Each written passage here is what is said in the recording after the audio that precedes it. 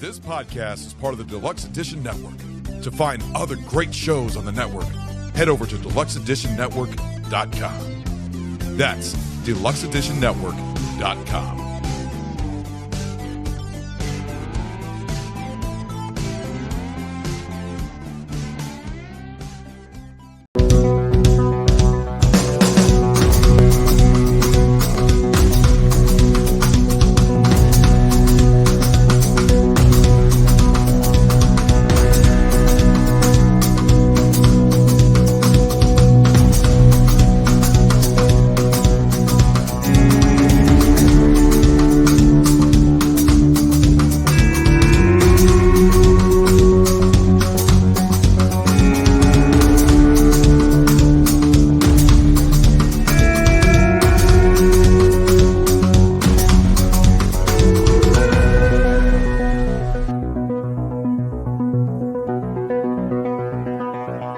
Hello and welcome to another episode of Deluxe Edition. I am your host, Casey Shearer. Joining me, as always, L. Ray Sexton. What's going on, my friend? Not too much, buddy. We just talked to the great David Morrell. Tell everyone who David is before we do the house cleaning and get right into the interview. David is the man who wrote First Blood, which you probably know as a movie, but it's actually a book first.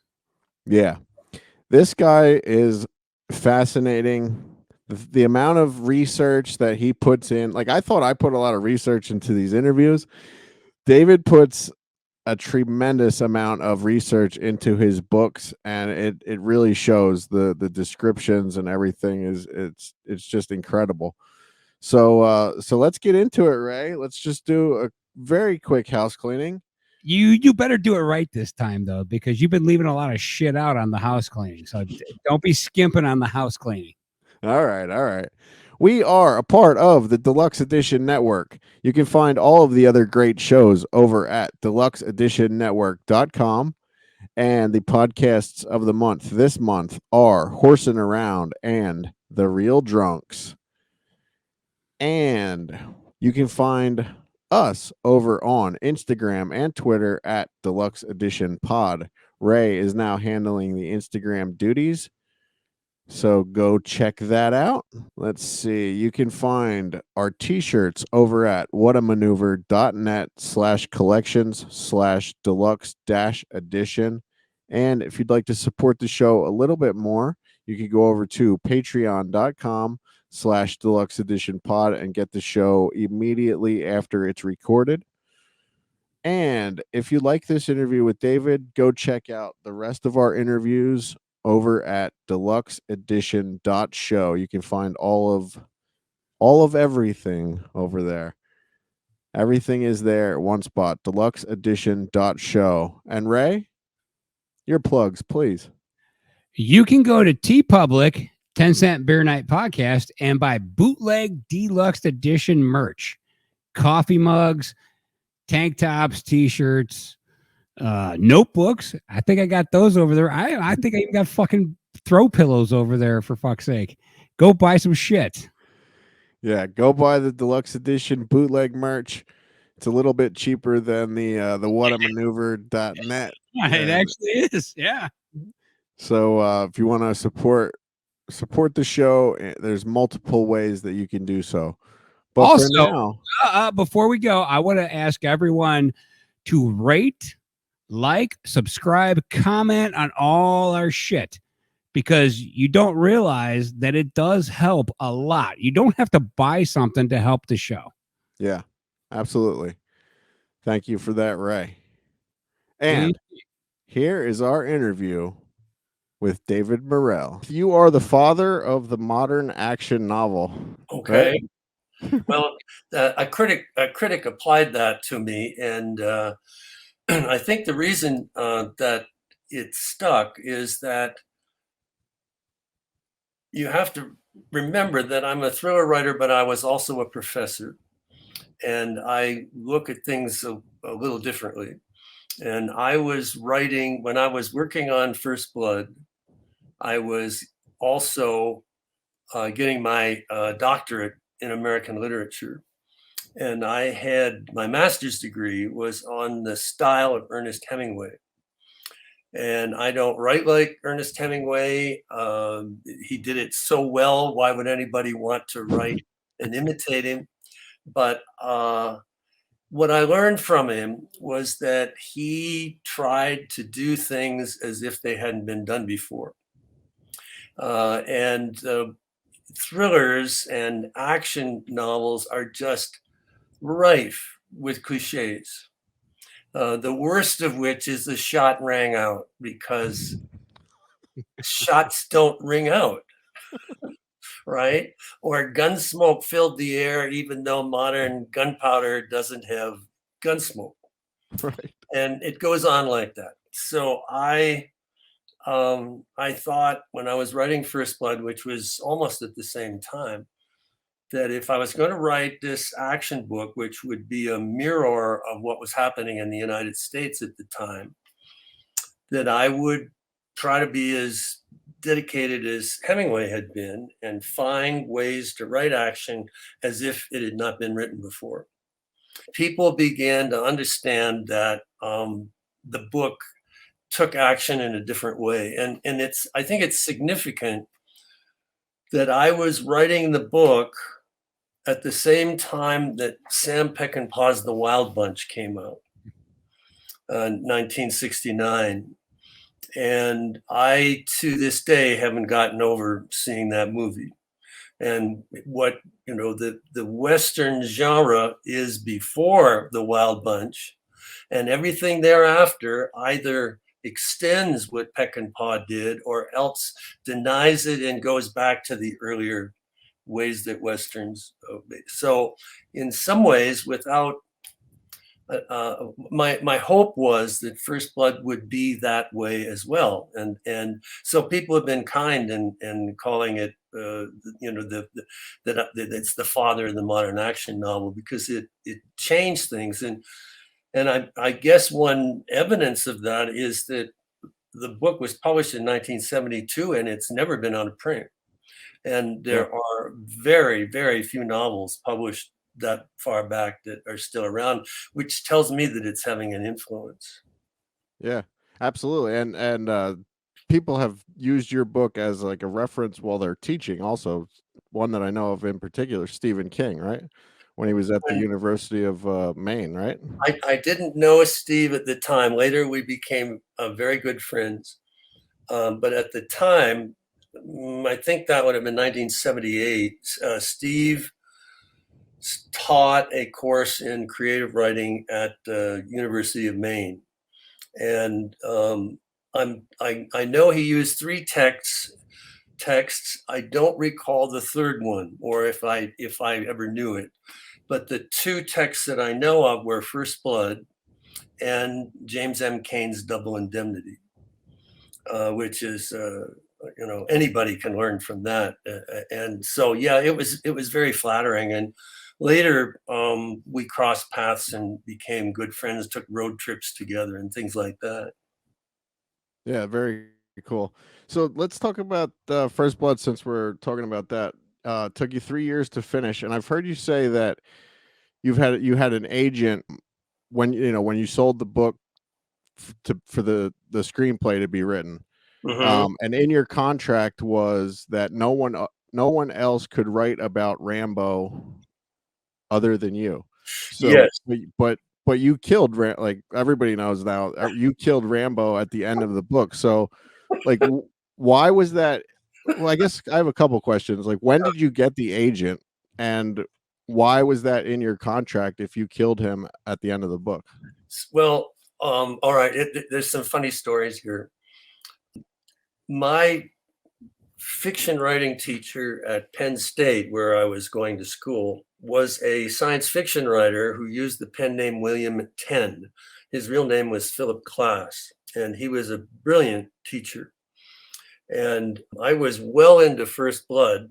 I'd show him drafts and we'd talk, and he was just very encouraging. And he had an agent friend. His agent was Henry Morrison, and another client of Henry Morrison's and a friend of Philip Klass was Donald E. Westlake, the great. He under his name he invented the comic caper novel, and under the name of Richard Stark, he wrote a series of very tough books about a professional thief named Parker, which became several films. And they drove from New York City to Penn State, which is 4 or 5 hours. It's, quite impressive. And so Phil introduced us at a party that he was having, because he just purchased a house and he was having a housewarming. The first house he'd ever purchased, and he might have been in his 50s. And so they'd come out for the housewarming, and he didn't tell me he was going to do this, but he said to Henry and Don, he said, David's working on something that I really like, and I hear, why don't you tell him what it's about? Well, I didn't know I was going to be pitching, and in fact, I never had the experience. So we sat down on a staircase, and there was only one bathroom in the house, and this was a big party, and so people were going up and down the stairs to go to the bathroom. Well, and I remember I was above. Don was on my left and Henry was on the right. And so I told him about First Blood. And there was a pause then, and Henry looked at Don and said, what do you think? And Don said, one of those moments in one's life, he said, I think it's a hell of a story. And Henry said, I do too. When you finish, send it to me. So suddenly I had a literary agent. And it took me a year or two before the book was done. I sent it to him in the summer of 1971. So it was accepted for publication, and then very quickly it was purchased by Columbia Pictures for Richard Brooks to write and direct. And that's a whole other story about how that morphed into Warner Brothers and then to Carol Cohen and what have you. But the contract from Columbia had a clause in it that stipulated that I'm pretty sure Henry Morrison wanted it to be in the contract, but and I tell every writer that I know when they have contracts that should be an essential element, that you have literary control over characters that are in novels that you wrote that might become movies. It makes sense. And of course, Rambo died in the novel, but that's not the point.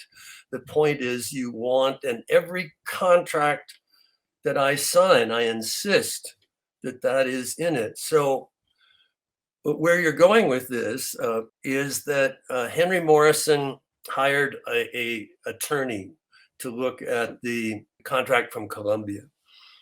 And so we'll break this down. My grand advance on First Blood from a hardback publisher was $3,500. Okay. I was making as an assistant professor $10,500. So that's 1/3 of my income. So I guess that's pretty good, but it's not a lot of money. Now, yeah. Henry, in those days, agents took 10%. So Henry was getting 10% of $3,500. And then he said, I've hired this attorney and he's going to charge you $500. Well, oh my God, $500, right?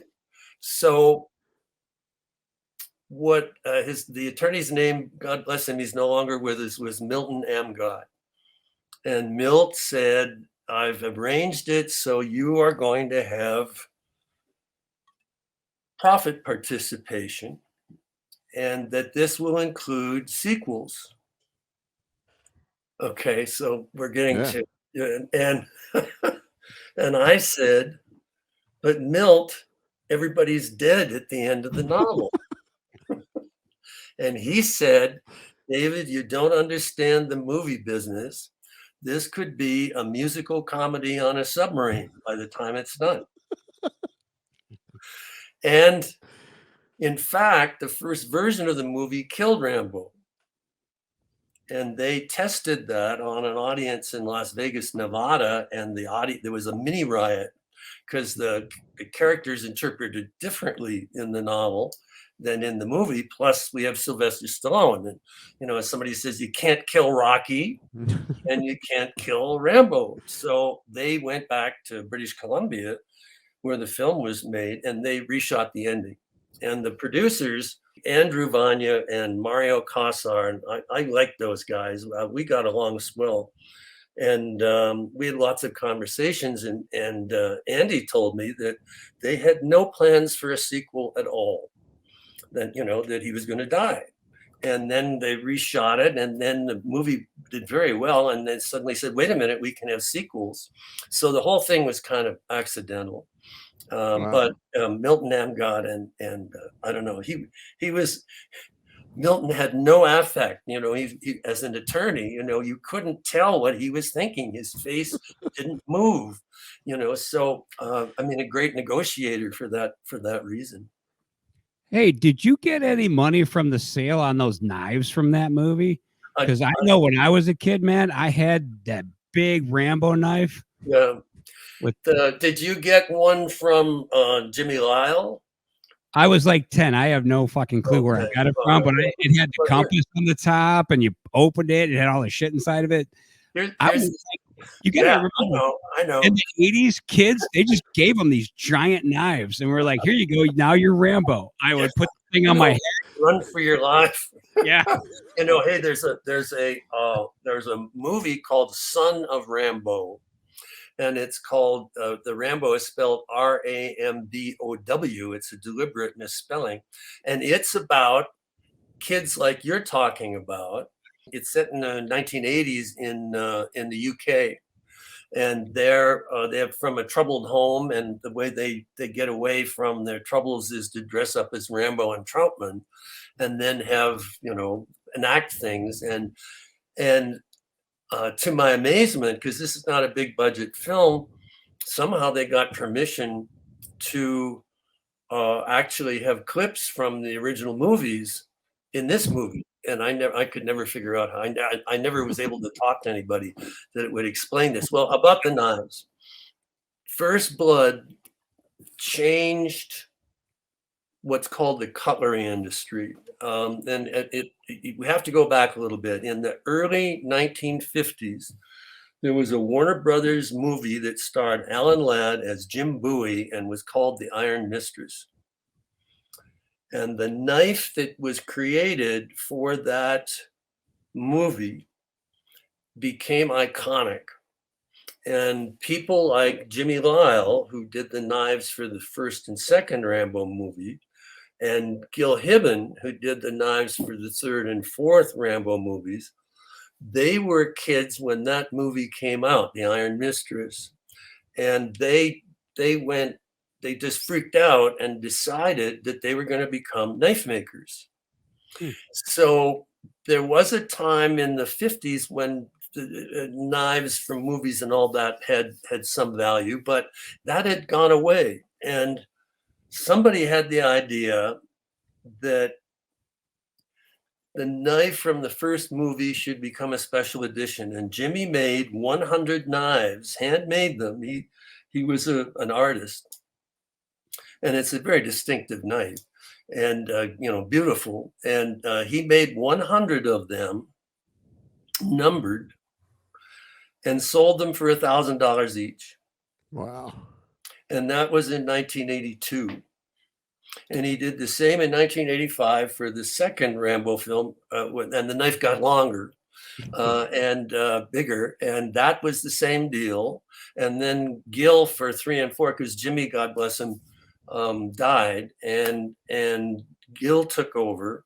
And so he did the same for the knives for 3 and 4, where he signed numbered editions. So in theory, thanks to Milt Amgott, I get a pittance from merchandising from the movies. It ain't a lot. I mean, what I have is like, I don't know, it's so low. It's, you here kid, here's a quarter, but what Jimmy and Gil did for me was to make exact replicas that were not numbered, but said author's copy. Very cool. And so in a way, that's what I earned. They were very cool guys. To talk to Jimmy Lyle, he was from Arkansas. He was called the Arkansas Knifesmith. And he had the thickest Arkansas accent that anybody could possibly have. And I swear I didn't meet him. I met Gil many times, but I didn't meet Jimmy. And after I swear I talked with an Arkansas accent for 3 weeks afterward. I mean, it was like the flu. You just couldn't not talk like Jimmy. Sounds like a wrestler name. Yeah, Jimmy Lyle, the Arkansas Knifesmith. Yeah, doesn't that sound like a wrestling name? Yeah. Yeah, it does. So speaking of all these like things like that, David, I always text my good friend Dustin and ask him if he's ever heard of our guests. And he said, "Yeah, I know who that is. He created Rambo." He said he specifically remembers when he was a kid that his babysitter would give him Rambo coloring books. Yes. And that your name was on there, created by David Morrell. Yeah, it's true. I mean, comic books, dolls, helicopter sets. I have over the years, I was sent a lot of this. I never opened them. They're in my garage up on a shelf. I mean, my heirs can maybe sell them. I don't know. I couldn't bring myself to open them, but they're very cool. The helicopter set looks pretty neat. Yeah. What's your address? No.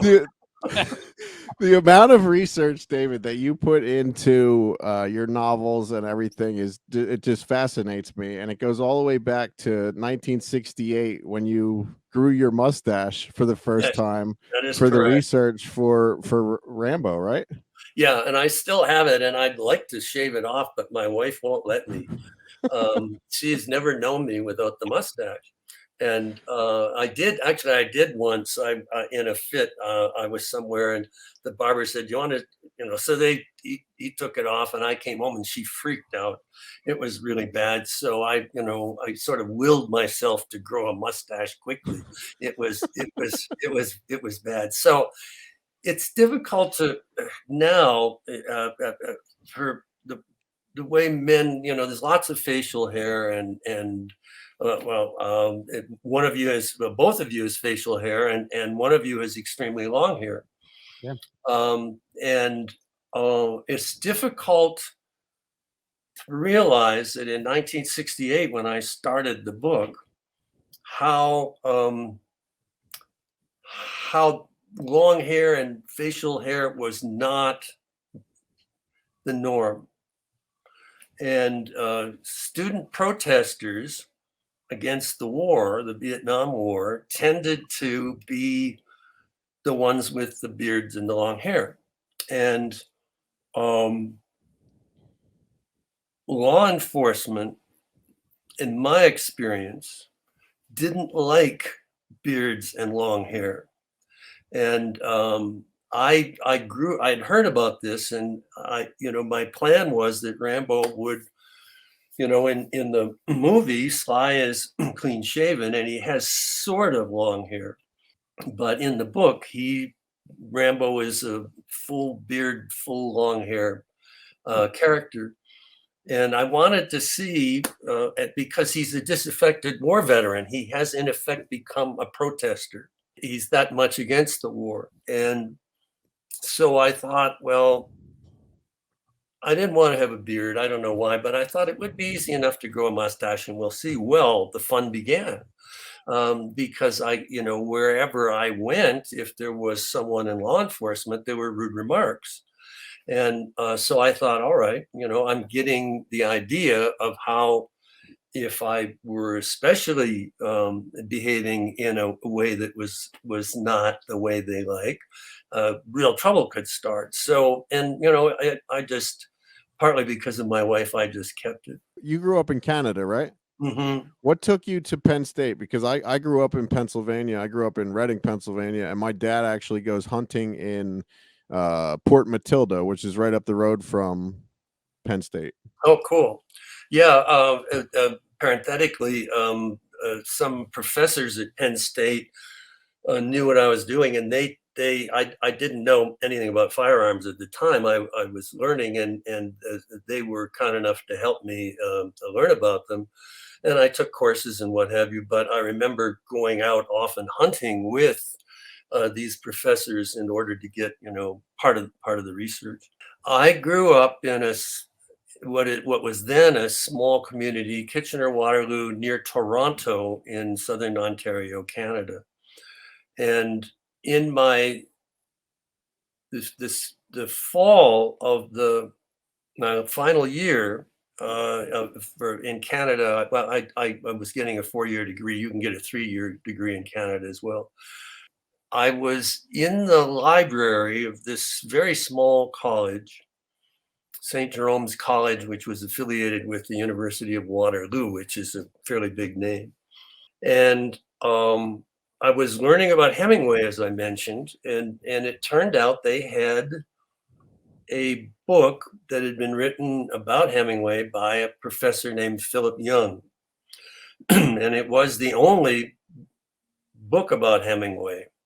And so I started to read it, and it was life-changing, which, it sounds like, how is this possible that a book by a professor would be life-changing? He and I eventually became very close, so I often refer to him as Phil. And he wrote so well about literature. It was as if he was telling a story. It had the compelling quality of a good novel, but at the same time, he was writing about real books and a real author, and oh, it was so wonderful that I didn't go to classes that day. I just read this thing, and then I went home. My wife, I didn't yet have the mustache. My wife had graduated ahead of me, and she taught history at a high school, and she was pregnant. And anybody who married, how brave this was. I came home and I said, what would you think if after I graduate, you quit your job, and after the baby comes, we'll go to the United States, to Penn State, so I could study with Philip Young? Now, how crazy is that? We've been married, 57 years. And one reason we was we have that same thought. She said, sure. I mean, it wasn't a second thought. And so I wrote to Philip Young and told him that I just absolutely admired his book, and I was determined to study with him. And he wrote back and said that he really didn't recommend for people to come to study with someone because they get sick or fed up or they die. I mean, it was a fairly cynical letter, and it doesn't work out. So I'm not knowing any better, because it turned out he was writing to me after a heart attack. Oh. And not knowing any better, I said, well, provided you haven't gotten sick or fed up or died, I'm coming. And it turned out in various ways that I, in fact, got accepted at Penn State, and we went there. And a year later, I was Philip Young's graduate assistant. Wow. And not long after that, his wife died, and he had a young boy that he was trying to take care of, and how he was going to do his classes. And it turned out that my wife volunteered to become his housekeeper. And God knows we needed the money. So for a year and more, almost every day, I ate dinner, and my wife and our young daughter, with Philip Young. Wow. And his son. And I mean, I got a graduate education that was beyond anything anybody can get. I mean, he was like a father to me. And I just can't say enough warm, wonderful things about the guy. And he was so brilliant. So anyway, that's how that happened. Very cool. So what is your writing process like? We talked to our good friend JD Slacker last week. He's a beginning author. He has 2 books under his belt. And he told us that he writes everything down freehand. and then takes a picture of it. And obviously now you can take a picture of it and then transfer it over to your computer, and your computer will scan it, or maybe, Apple. There's many different ways that you can do it. But Yeah. so you started. Now, were you writing anything before First Blood? Was there Yes. things before First Blood? Yes. My first choice when I was mid-teens, I wanted to be in the music business. But I wanted to be Nelson Riddle, if anybody even remembers Nelson. He was the principal arranger, or one of them, for Frank Sinatra, but he also arranged for Linda Ronstadt and Dean Martin, and he was just a wonderful, wonderful arranger. And he also did scores he did the score for The Great Gatsby, the Robert Redford version. He wrote scores for a television series that made a big impact on me, which I'll get to, called Route 66. He wrote a score for Naked City. And it shows that people don't remember anymore, but were very influential at the time. And for whatever reason, when I was 17, on the first Friday, I can date this very, very carefully. First Friday of October, 8:30 at night, in 1960, and I sat down to watch a new TV show called Route 66, which was about two guys in a Corvette convertible traveling across the United States in search of America and in search of themselves. That was the promo for the show, and it was filmed entirely on location. It's never been done before, that a TV show with two big tractor trailer transport containers with everything that they needed to make a movie would go from town and city to city, and never have a set. They'd use 35 millimeter newsreel cameras, which were small so they could get in places. And Nelson Riddle did the music, and some very big names guest starred. But for me, the big deal was the writing. And this was something never occurred to me, that people wrote TV shows. But each week I saw the name Sterling Silliphant, very distinctive. And he later received an Oscar for adapting John Ball's novel In the Heat of the Night with Rod Steiger and Sidney Poitier. And in the 70s, he was the king of the disaster movie writers. He did the Poseidon Adventure and the Towering Inferno. And then he did a bunch of very well-regarded TV miniseries in the 80s.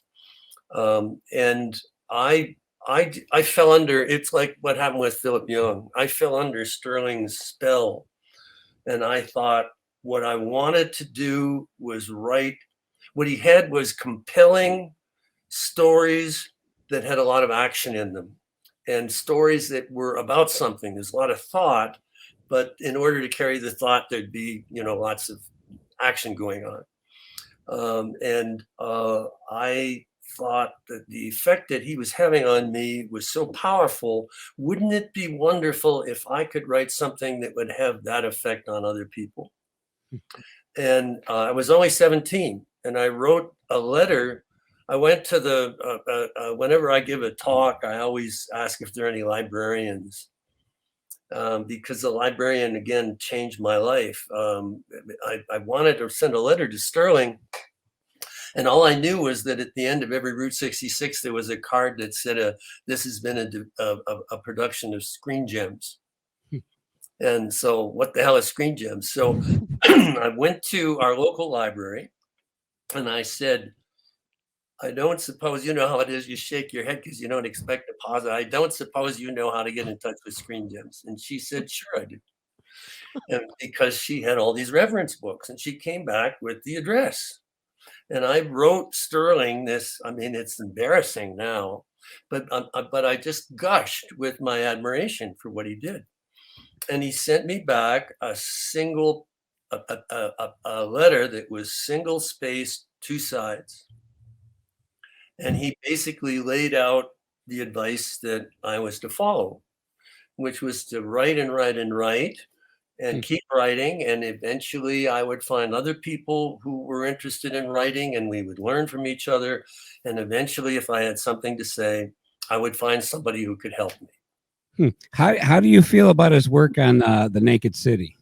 Oh, well, Sterling, there are two Naked Cities. There was a half hour and then the hour. Well, Sterling did most of the half hours, and they're really remarkable. And then because he was working on Route 66, he was the story editor on Naked City, but he did, I believe, 6 of them out of 4 years or 3 years for the hour.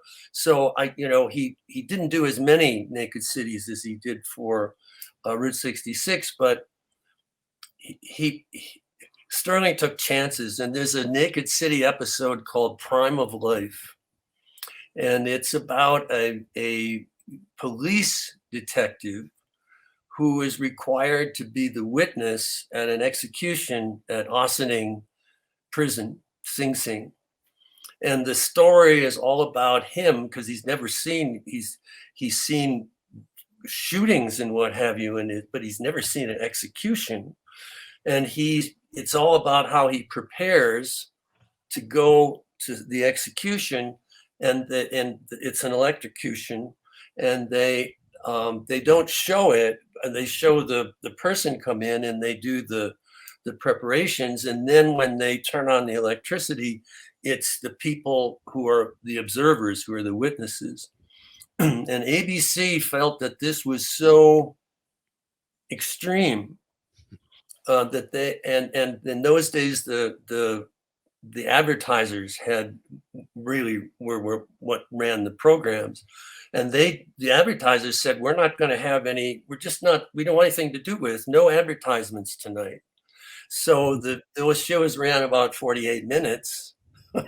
So for 12 minutes, they had to quickly make up advertisements for other Naked City episodes. I mean, it never, and the series was canceled. I mean, that was the end. There were more episodes, but that was the final season. And so this is high drama, when it comes to TV. He was an amazing man, and he and I eventually became very close. In '85, we met, and it was like with Philip Young. And he went to NBC with a book of mine called Brotherhood of the Rose, and said, you've never done an action miniseries. Why don't you do one? And I'll be the executive producer. And I wrote several drafts for it. And so we worked together. And I mean, it was just like a dream come true that the person who made me want to be a writer, that I would actually be involved in a very, Robert Mitchum was the star. Anyhow, whenever I think of Sterling or Phil, I get, I get emotional about it.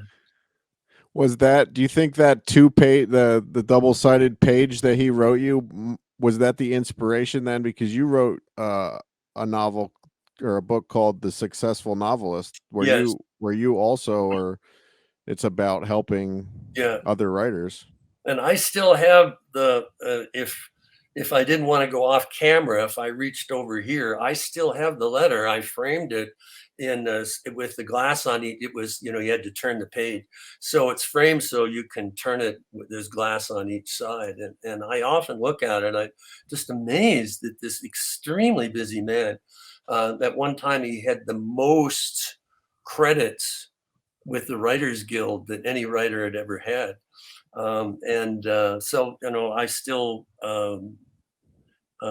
use it as a kind of inspiration. Anyway, go back. Ask me what I was going off on the letter. What were you saying about the letter?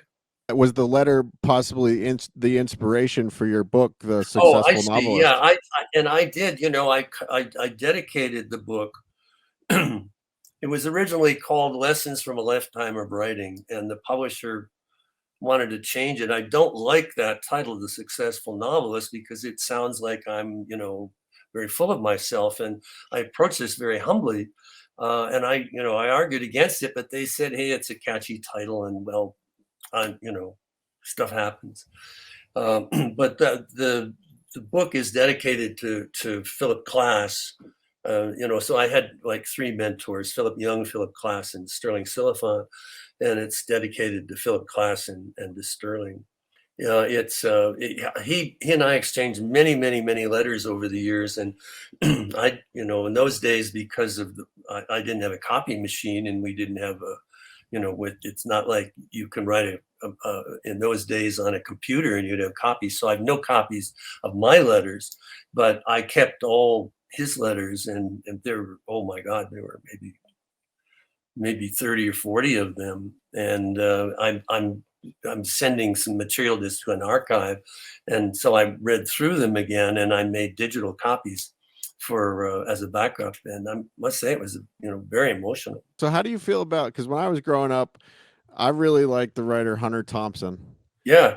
How do you feel about him? Like he created basically his own style of writing, the gonzo journalism. Oh, yeah. I have his book. Oh, great. If you have his book, if you have some of his books, I mean, you were a fan, right? Oh, yeah. Yeah. I mean, anytime you have that strong a personality who's breaking the rules, Hunter Thompson was one of the journalists who invented something called the new journalism, in which the journalist became part of the story, and in which a first person, because journalists aren't supposed to be in the first person, and Gay Talese would have been somebody else that was part of that.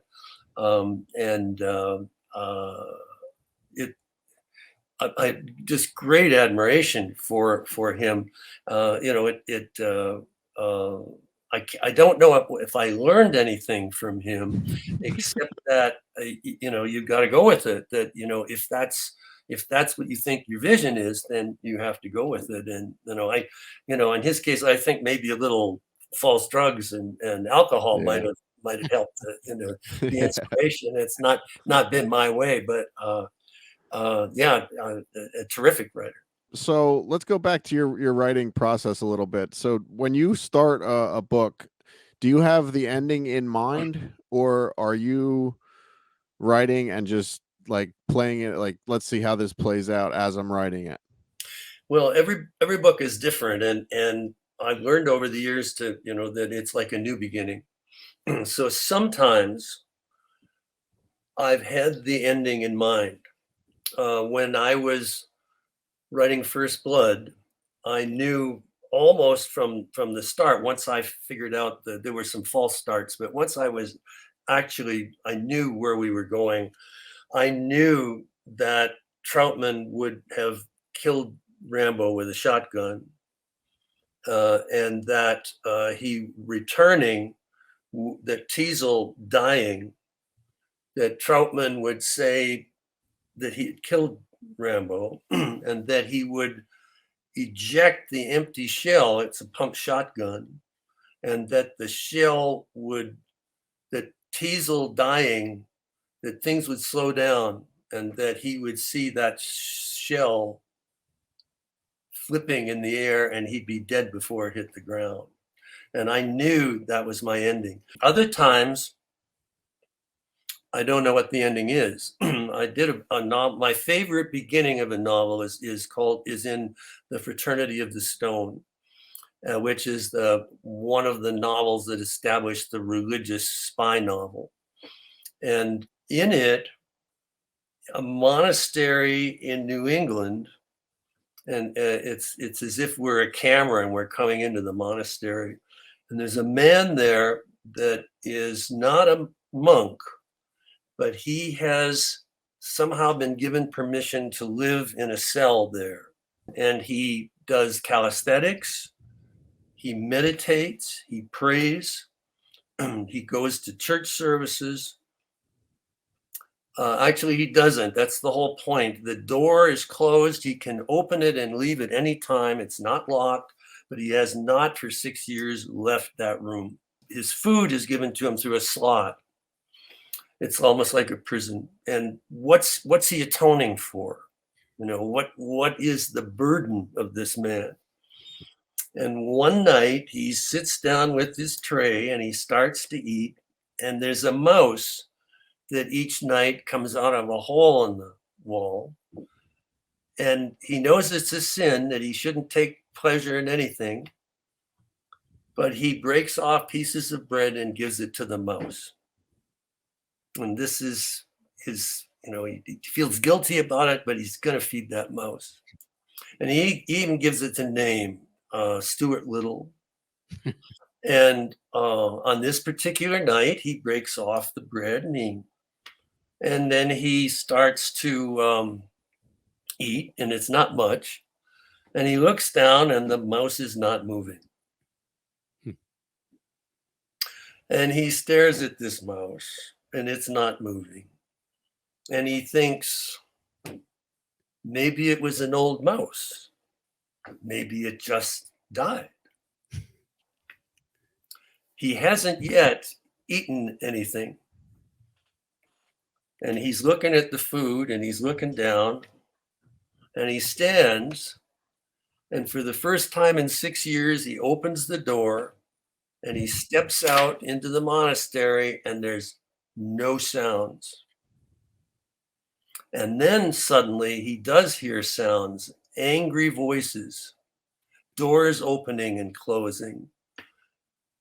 And he sets out to hide because the people he's been trying to escape have found him. Isn't this the one where he's the assassin? Yes. Yeah, okay. And that's all I knew. That's all I knew. That he would escape. And for 6 years, he hasn't been in the world. So he would learn about the world. And I didn't know anything about the guy, except that I was fascinated. And so what I did was I learned, he and I discovered the story together. And it's only happened to me like that once, but I mean, it was so adventurous every day to come down and say to this guy, all right, where are we going today? Because that's the way imagination works. So that happened to me once, where the opening was so powerful. I didn't care if I didn't know the rest, I would go with it. Other times I knew the ending. And only in one case did a book come to me totally in one vision, as it were, that I knew everything about it. And that was a book called Creepers, which is in film production now. And I was able, it normally takes me a year to write a book, and there you go, with Stephen King's quote on it. Yeah. Wonderful Stephen being so generous. And anyway, I write normally about a year and a half, but I wrote that book in 3 months. Wow. Well, I knew it, I mean, it was just, I knew where we were going. And it had this extra thing that interested me, that it would take place in 8 hours, and every instant, every breath of 8 hours would be on the page. Because the way you normally do this is you say 5 minutes later, or an hour afterward, or what have you, but there are no 5 minutes later. Every instant, I mean, if they have to relieve themselves, that's in the book.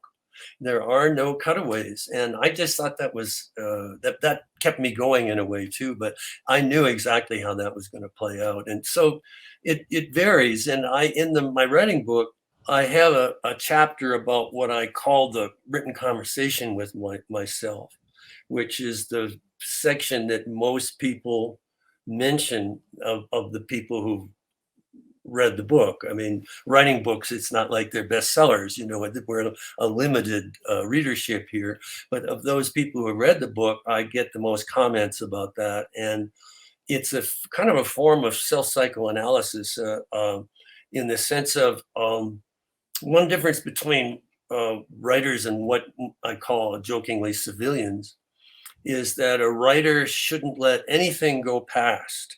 That if something is interesting, the next question is, why is it interesting? And because it speaks to something in me, because it might not be interesting to somebody else, but it is to me. So why is it interesting to me? And so this written conversation was sort of me asking myself, why is this interesting? And then digging deeper and deeper and finding out reasons for why this is. In the book, I did a book about photography, a thriller called Double Image. It's sort of like Blow Up, the movie about the photographer who sees things in the photos he's taken that weren't evident at the start.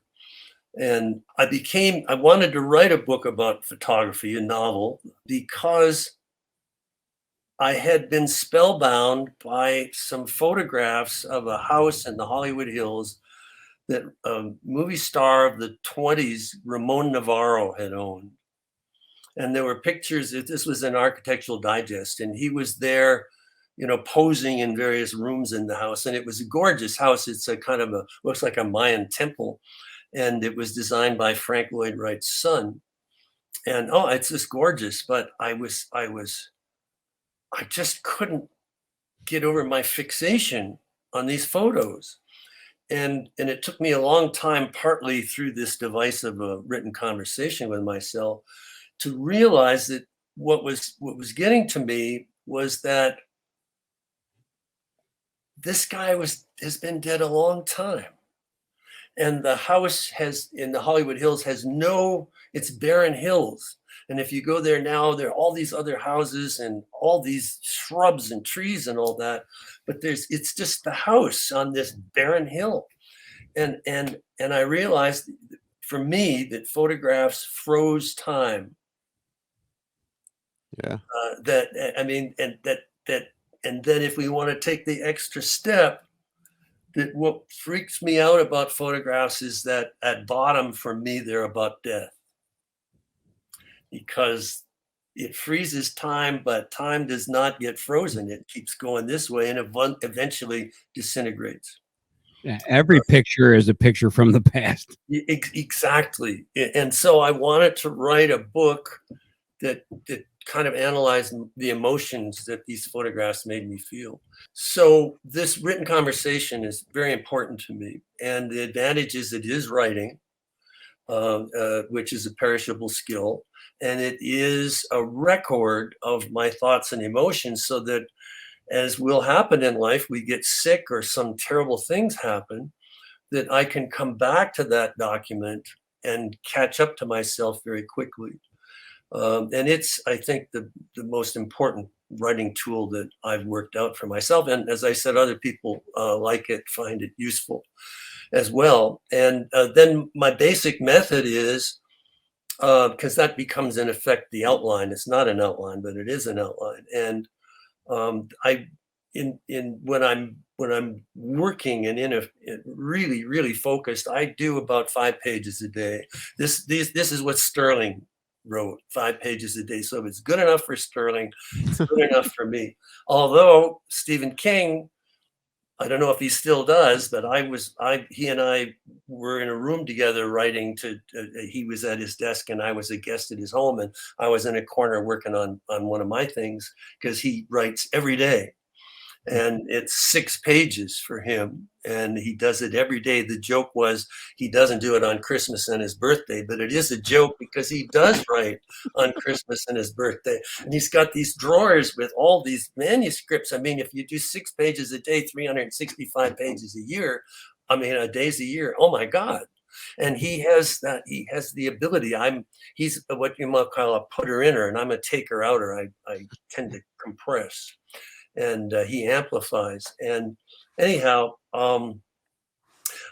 if I'm really going at it, I'll do 5 pages a day and feel guilty as hell if somehow if whatever happens, I don't get 5 pages, and I'll make them up the next day.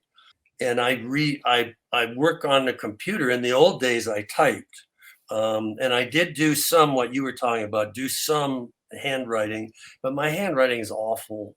And I just couldn't. It can be helpful because you do see things in a different way, but I'm mostly typed, and the damage to my fingers shows it. And then with the computer, what I would do, because I think it's important to be analog digital, so I would write on the computer. At the end of the day, I print out, and then the next day I read the printed document. And I read at a place where I do not write. I have a reading desk and a writing desk. And this is all a way of finding different perspectives. So I'm seeing it on the screen, I'm seeing it on the page, I'm seeing it, on that side of my office and over here. And then at the end of each draft, I change the font so that if it's one kind of, either the size of it, or else I might actually change the font from whatever to something else. And these are all good tricks in order, because the problem is you see stuff so often, so much, that you just don't have any objectivity. So I make some hand corrections very lightly, and then put them into the computer, and then go forward. And then, because I tend to write sections that run not about 60 pages, because that's maybe how long people have a attention span. So my books tend to be part 1, 60 pages, part 2, 60 pages, that sort of thing. And so at the end of, say, 60 pages, then I'll read the whole thing in order to get a sense of the speed and the pace that I'm working with. And the same thing when the book is done, that's one draft. And then when I reread it, I often cut too much for the second draft. And then I realize I took so much out. And then the third draft is a kind of a combination. This is why I love talking to authors, because it gives us an idea of what we would have to do to actually get our shit together and write a book. It's all about putting your butt in a chair. And you have to want it. I go to conferences and I teach writing. I tell them, you must want it almost more than life itself. And you must have personal people in your life, in my case, my wife, but partners, or however, or it helps maybe if you're just a hermit, but it helps to have people who are important to you in your life, who get it, and who say, all right, that's the way you are, so that's fine. And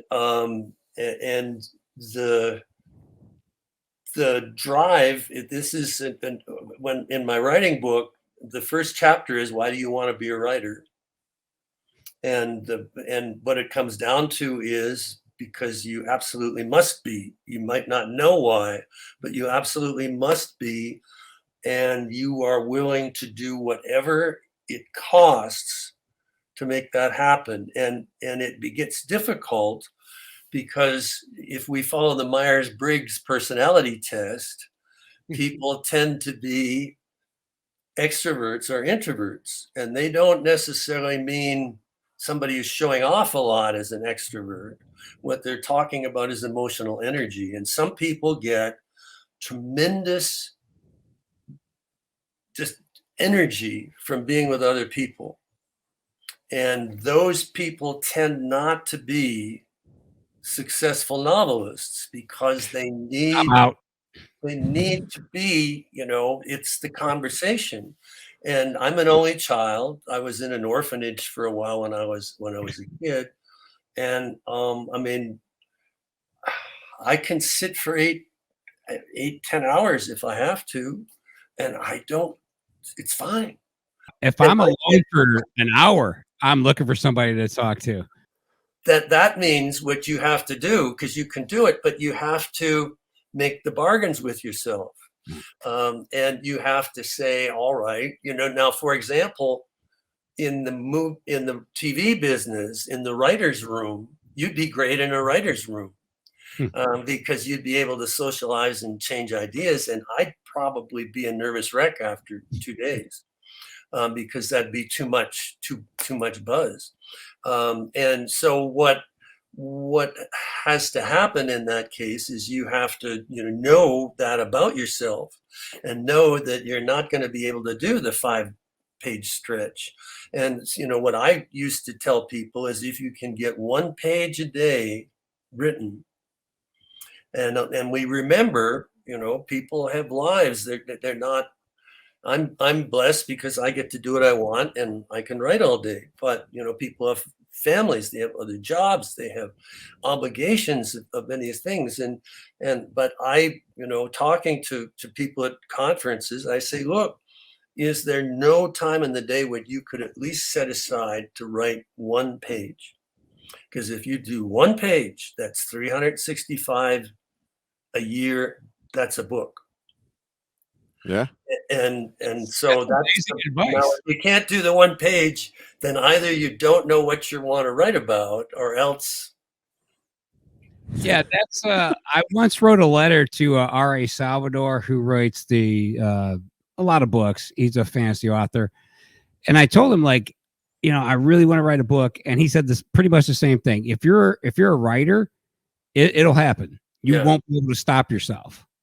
That was his advice to me. He was like, if you can't stop yourself, then you're a writer. Yeah. If you can stop yourself, go ahead and go do something else. But Well, that's the thing, I mean, I think I'd be a lousy brain surgeon, In fact, there's a joke about that because you see this a lot. Somebody will say, well, after I retire, I think I'll be a novelist.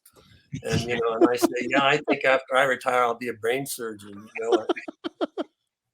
So you might not like the name of the book, The Successful Novelist, but you obviously are a successful novelist. So have you ever written anything that hasn't been published? Yes. Like, what's that like? I mean, you're like, you Well, realize who I am?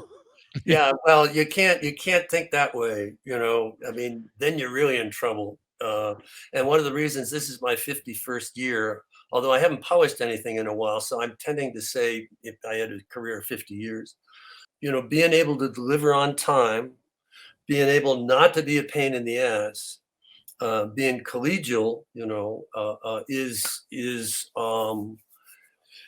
it's a good way to have editors say we can rely on him. I won't mention the author, but there was a very successful author in the 90s who was such a pain that publishers wouldn't work with him. And even though the books really had, a lot of sales, so I mean, that's a part of it, that you just try to say to yourself, the work is what matters. And the book I most mourn was a book called Intruder, and it was about a woman who was on the run from an abusive husband. And I worked on this. I wrote 300 pages of it in 1979, and half of it I showed to some editors, and one editor said, "Well, this woman deserves to be beaten." Jesus. And somebody else, she was the idea was that she starts. She's in a farming community. She lives in a trailer with this guy who beats her, and inadvertently he sets fire to himself, and she manages to escape, but this son of a bitch doesn't die. And so he's disfigured, and what he does is he puts on disguises, fake beards and things. And so she never knows when he's going to show up, and she sort of flees across the country. And it's sort of an empowered woman's story, because as in her various whatever she goes through, she gets more powerful, and she begins to rise, and become not that there was anything wrong with where she was, but she becomes ambitious. And so the whole point was that her character would change. And another editor said, well, yeah, that's fine, but can't you make her the daughter of a dress designer? Can't you make, so that she'd start at the top, so to speak? Yeah. And where would she go? And so I was struggling with this, and then a movie called Sleeping with the Enemy came out, which is a abusive husband story, and was a very big hit. And so what was going to be a very kind of revolutionary novel, very, because I did a lot of research for it, and it was going to be in battered women's shelters, and people were going to find out what that life was like, and what these poor women, and how, how do you survive when you're in a circumstance like that and you don't have any means, and maybe, maybe, you have a child, and so you're worried, how will I take care of the child? Anyway, once Sleeping with the Enemy came out, um, it, it my book would have looked like I was imitating it. Yeah.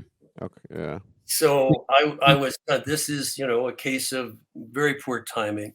And the truth is, I don't know whether the way I wanted to tell the story would have um, found a home, because the Sleeping with the Enemy is the upper scale version of that story, where everybody's, living in attractive homes and things like that, and not, in a trailer. So anyway, that's an example of, I wrote something that never found a home, and one, I don't know of many other occupations where you could work on a project for 6 months or a year with Yeah. no expectation that you'll be paid for it.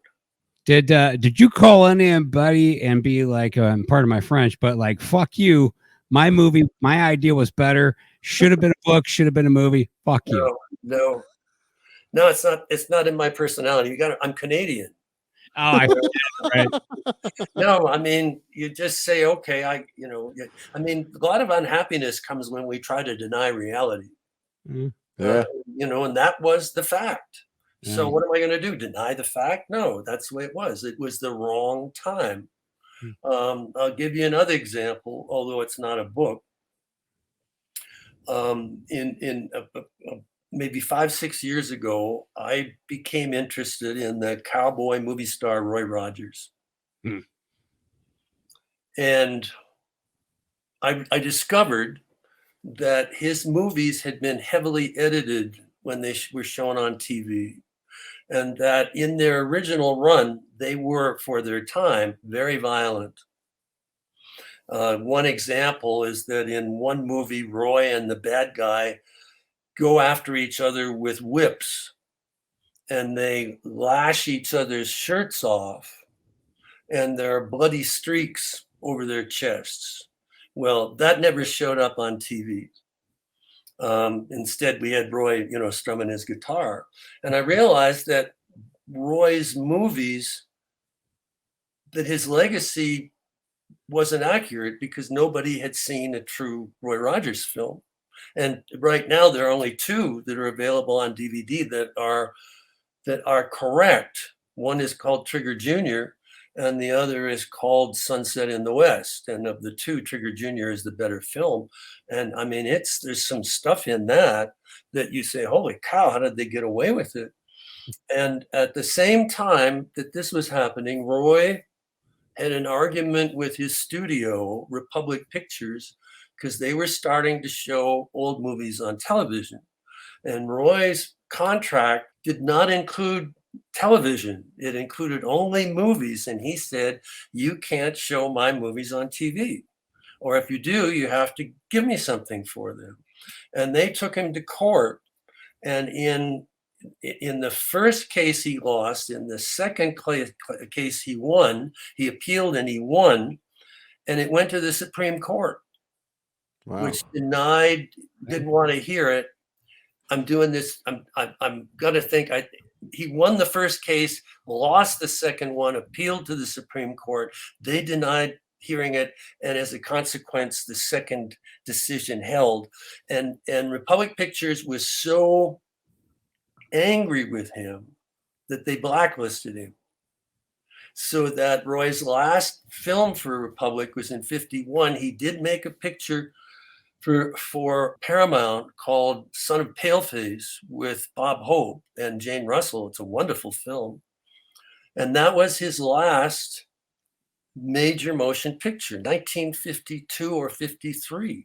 He didn't work again in movies until he made a very small independent picture called Macintosh and TJ in the 70s.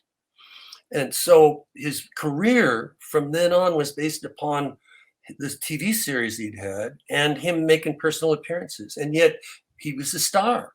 So while all this was happening, his children started to die.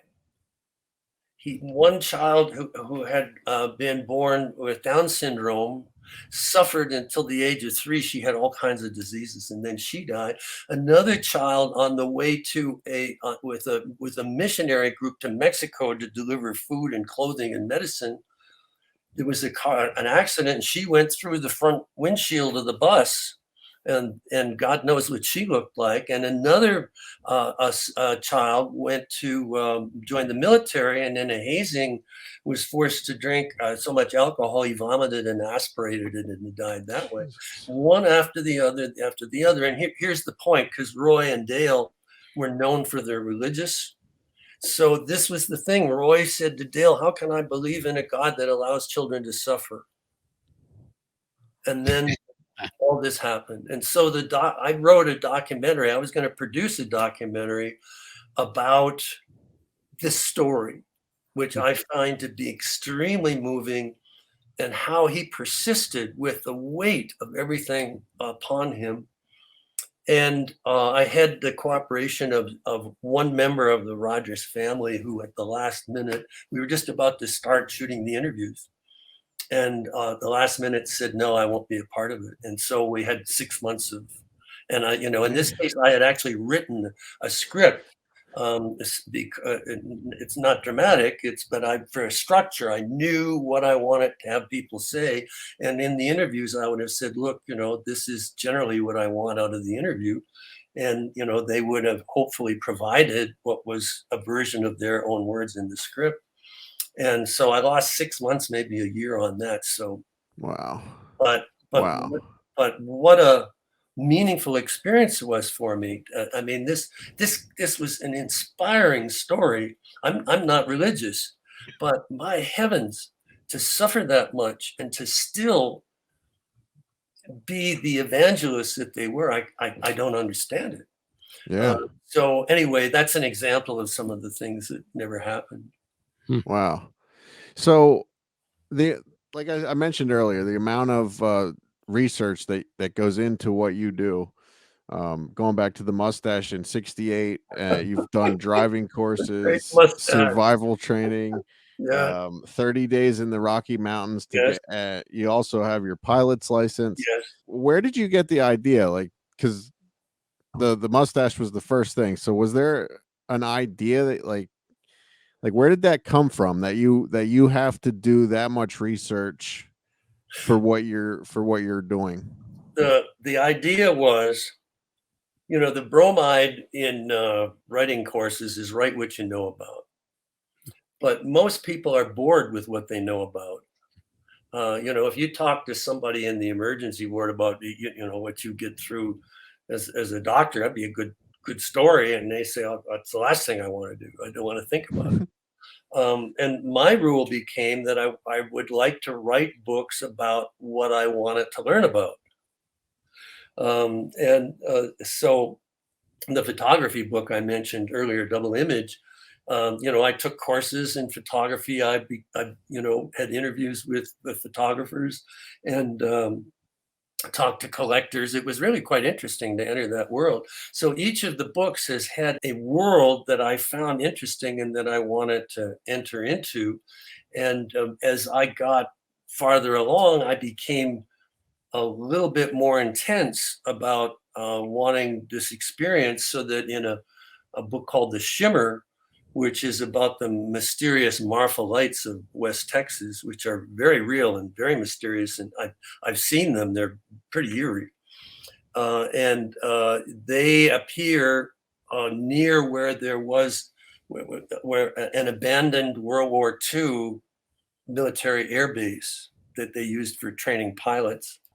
And I thought that's kind of interesting, that they're and that in the day, the military instructors they were using single prop aircraft, nothing very sophisticated, but the pilots, the trainees, would chase the lights, and sometimes the lights would chase them, and they went out with paper bags full of flour, and you could open the canopy and drop and the flower and it would explode on the ground. Then they go out in the daytime and try to figure out where these lights were coming from.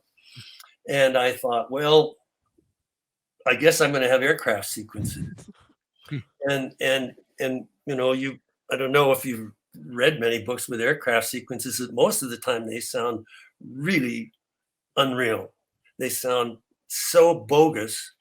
And I thought, well, I don't want to embarrass myself. So I started taking flight lessons, and because it's my personality, I said, oh, what the hell? I'll keep going. And finally I got my license. The book is better because I was able to write believably about it. So, and I went to the Bill Scott Raceway in West Virginia, where the government sends people to learn how to drive defensively if they have people they're protecting, and where major corporations send their drivers for evasion driving and what have you, in the event that they're executives whom they're driving, in the event that there's some kind of kidnapping attempt. And interestingly, in that case, they said the biggest problem with disgruntled employees going after CEOs, and that's more than anything why they had to have the training.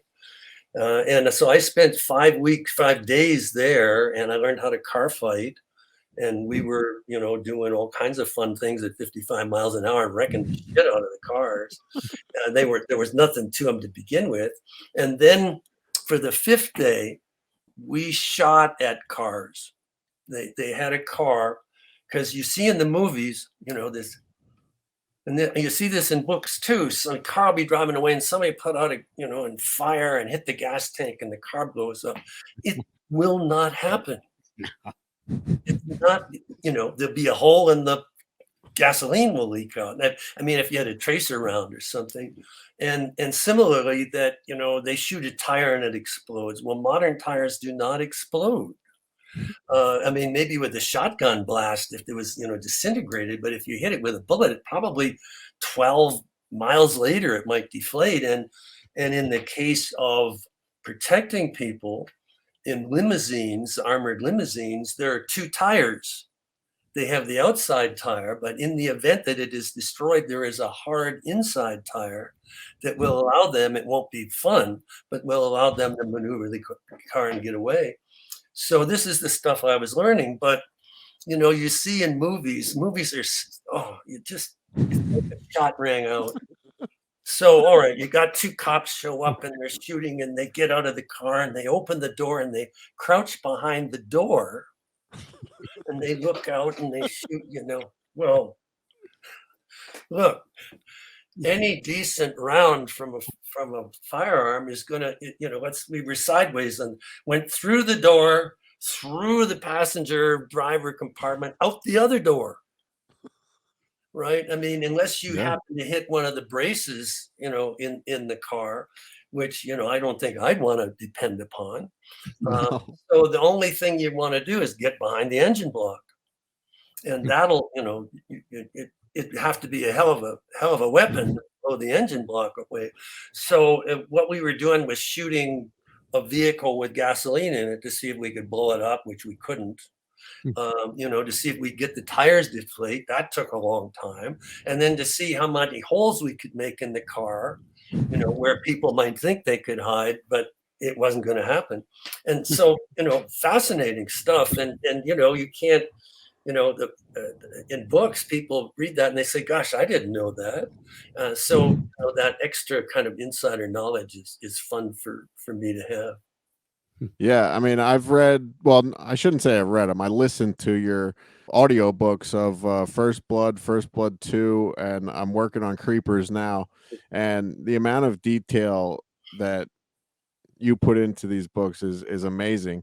And the next one that I want to get, and I just want you to talk a little bit about this before we wrap it up. Your book, Stars in My Eyes, My Love Affair with Books, Movies, and Music. So we are a pop culture podcast. So I think you're a fascinating guy, man. Oh, well, thank you. Now I turn red anyhow. So now I'm, am I a little red? So we remember that in my other life, I was a literary professor. And my specialty is really what's called American Studies, which is the way that we can analyze culture in order to understand art, or to use art in order to understand the culture. So and my agent often gets, just doesn't understand. She says, why would you spend 3 months researching Frank Sinatra and how he learned to sing? Not the movie star, but how, among other things, he took lessons from a Metropolitan Opera. This is back in the 30s. He took lessons from a Metropolitan Opera singer. I said, why would you do that? Because you're not going to get any money out of it. I might get a couple of dollars, but I just said, I just want to learn about this. And, I got the bug. So over the years, for various magazines, I used to write for a magazine, high-end audio video magazine. And I did pieces about Sinatra, about Nelson Riddle, and Bobby Darin, things like that. And I also wrote I did articles about Marilyn Monroe and John Wayne. And so over the years, there were quite a lot of these. And then there was my story about Philip Young and Hemingway, and how I became, like a son to him. And so over the years, I acquired quite a few essays of different sorts, and so I thought I would collect them in a book, and some of it would be about books, some about movies, and some about music. There's a essay about Steve McQueen in there, and I love to do this stuff, and I mean, there's no money in it. It's I have an ebook. Give a poor author a break. Buy the ebook, The Stars in My Eyes, because I think last month I made $4.12 off this book, right? But I wouldn't have it any other way. And I have enough now that almost for a son of stars in my eyes, that would, and there are a lot of, some of them are about Westerns, like about Owen Wister's The Virginian. And one of them is about Ira Levin's Rosemary's Baby. And another ghost story, ghostwriter M.R. James and his ghost stories. And so, maybe I'll do another one, and maybe with luck, I might make $4 on that one. And well, you'll make another $4 today, because I'll buy it as soon as we're finished here. I promise, because I want to take a look at that. One of my friends is Robert A. Harris, the film restorer. He did Lawrence of Arabia and Vertigo and My Fair Lady, and we wouldn't have those films and many others if it weren't for Robert A. Harris. And we talk a lot. We both are fascinated by the mechanism of movies and preserving them. And anyhow, he has this expression that, if something does really well, we can order the large fries.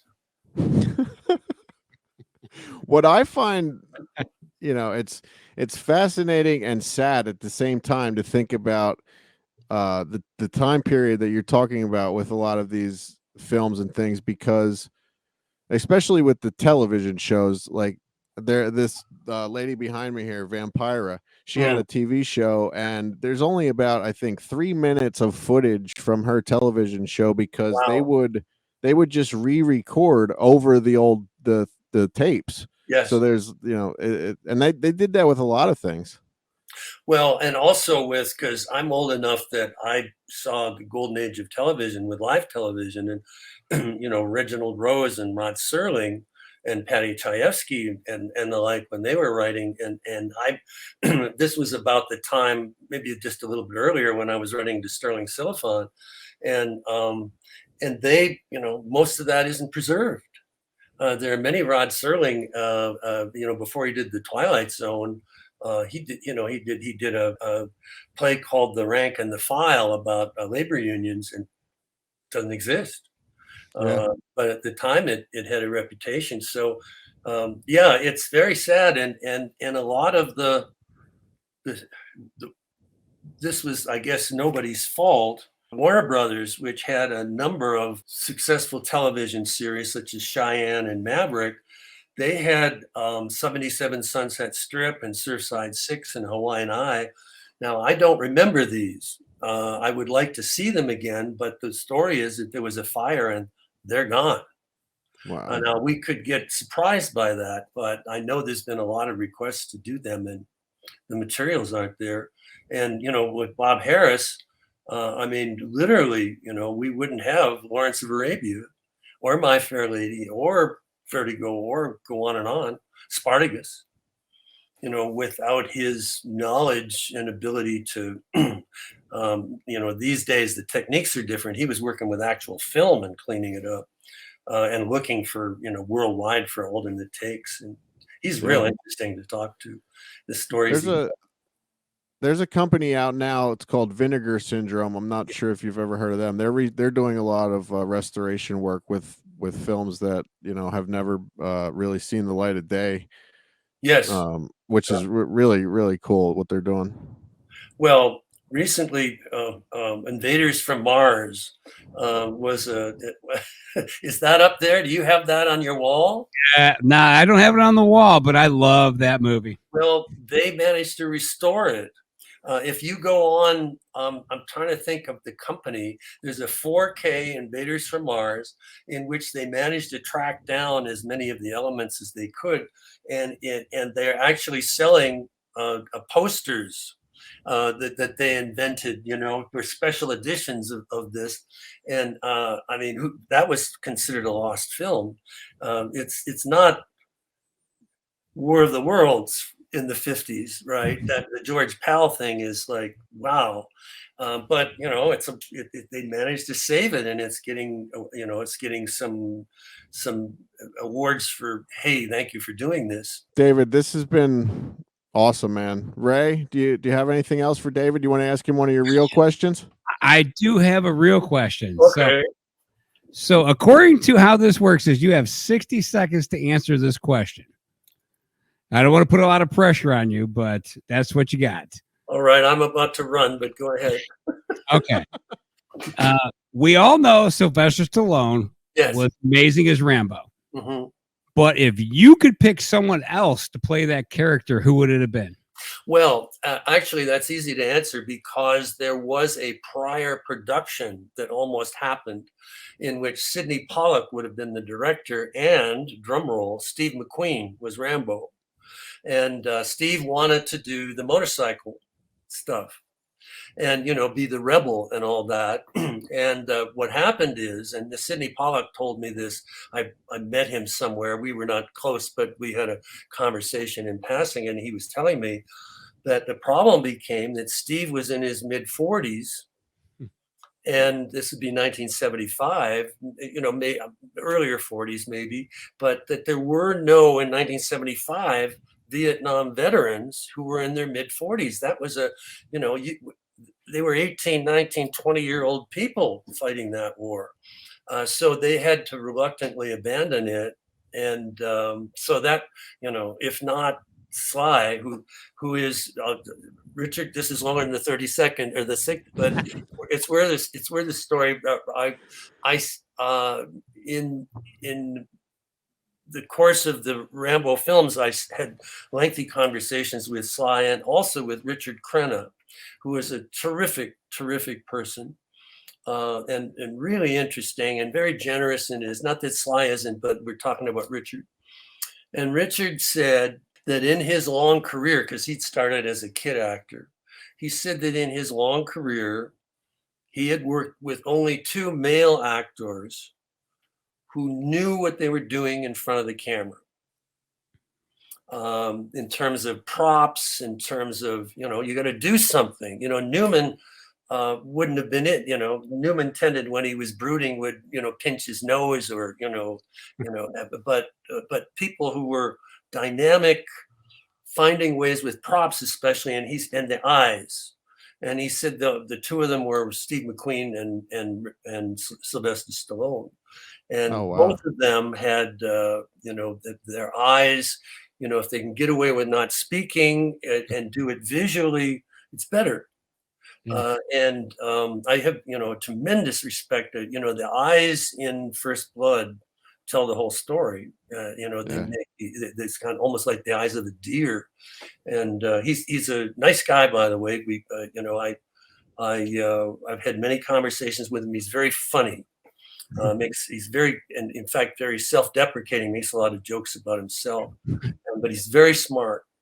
And if we have the time, I'll tell you a story. You can tell us anything, man. We have nowhere to go. Well, we were talking, and he was talking about the difficulty in movies of finding a fresh way to do something and to do it without dialogue. And the reference he made was to a scene in one of the Rocky films where his wife is dead and he goes every day to visit her at her grave. And what the task is, how do you do this in a way that feels fresh? Because the standard way to do this is to have Rocky walk along a path and there's a guy on a lawnmower going by and he'll say, "Hey, nice to see you again, Rocky." And it works, but it's pretty tired. And he said that it took him a while, but finally, and he wasn't being arrogant. He was saying, I was sort of happy with myself that I thought of this. He shows up at the grave, he looks down and he reaches up out of camera frame and he brings down a folding chair, which is stored in the tree. And he opens it up and sits down to talk to her. And what this does, of course, because, he's been coming there so much that he's stored this, and the people at the cemetery allow it. Yeah. And that's good stuff. Hey, look, I love Sylvester Stallone, but I'm going to tell you right now, McQueen was in his 20s when he was in The Blob playing a teenager. So I would let him do fucking that movie all day long. I'll tell you that right now. So weird. Yeah. And he's young Stephen McQueen. Yeah. Really. Young Stephen McQueen. What is he, 28? He's like 28 in that movie. So one last thing before we let you go here, David. I've heard, and I'm curious if you've ever heard this, that Quentin Tarantino has said that if he would ever decide to remake a movie, that it would be First Blood. Yes, that is correct. And he would do it more to the book, to keep it true to the book. If you Google Quentin Tarantino First Blood, in several interviews, I don't know Quentin, but I am a fan, right? And especially of Once Upon a Time in Hollywood, but all of them, some more than others, but that's the way life is. Jackie Brown, I adore. But Once Upon a Time in Hollywood, wow. I probably saw that 12 times in the theater. Wow. And it gets better and better each time. It's a hangout movie. You like these people so much, you says, "Oh, I'll go hang out with." So anyhow, he was promoting the novelization for the movie. And the novelization it's not the movie, it's something else. The climax of the movie occurs in the middle of the book, in the middle of a paragraph.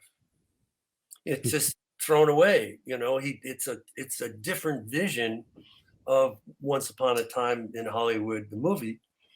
So, Quentin likes to talk and he likes movies and all that. And he didn't do it just once. In several interviews, he said if he was going to do a remake, and that's, the if, that he would choose First Blood, and he would get Adam Driver as Rambo and Kurt Russell as Teasel. Oh, yeah. And that and then he started talking about the dialogue in the novel. I mean, he actually knows the book in detail, and he talks about, he knew it. I was just overwhelmed to have somebody that I admire that much to know my work. And he said, but he doesn't do remakes. Although, if you think about it, isn't Inglourious Bastards a remake? It's a remake. Yeah. With our buddy, our buddy Bose Venson was in the original. Yeah. So, I don't know what this thing is about remakes, but he said he'd do the book, and that's not to say anything bad about the movie. It's a different train track from the book, different interpretation. But once you make the decisions, the interpretive decisions, it's a good movie. And in one of those rare moments in DVD productions, that I was asked to record an audio commentary for First Blood, in which I would talk specifically about some stories behind, the story, and about my novel and the movie and the differences and the reasons for the differences. Because I was in an unusually close relationship with Andy Vanya, and so if anybody listening wants extra background and about the book. The audio commentary is on all the Blu-rays and the 4Ks and what have you. And now I went off on a tangent and I forgot where we were. What was our topic to begin with? There, I do this conversation. I go off and on. No.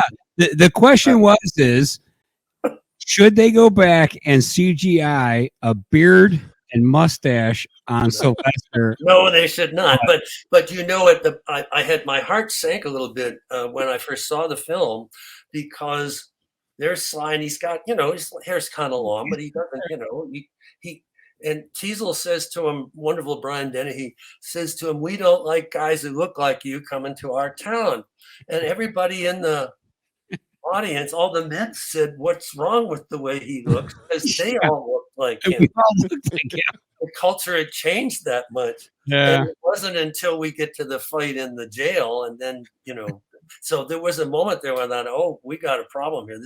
This picture might not work." And then the fight starts, and then everything's fine. Yeah. I think it worked out pretty good for everyone involved. David, this has been awesome, man. Please tell everyone where they can find you, buy your books, websites, Facebooks, all that stuff.